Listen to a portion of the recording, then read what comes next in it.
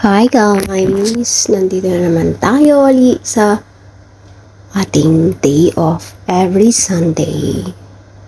So, gusto ko lang mag-share sa inyo na kapag ikaw ay nag-iisa sa day off, mas nakakabuti yun kasi hawak mo yung oras mo at saka ma-explore mo yung gusto mong puntahan.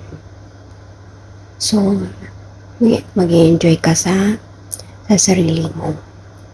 And isa pa doon is makatipid ka rin. Kasi kung busog ka, di hindi ka bili ng bili.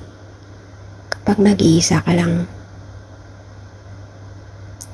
And then, malayo pa sa mga chismisan. Dito pala ako sa Wanchai. Ito yung mga place ko dati. Noong time na nandito ako banda, never ko tong ginagalaan. So ngayon, malayo na ako, dito ako palagi napupunta. Ganyan talaga yung buhay, pinapansin pag wala na, diba?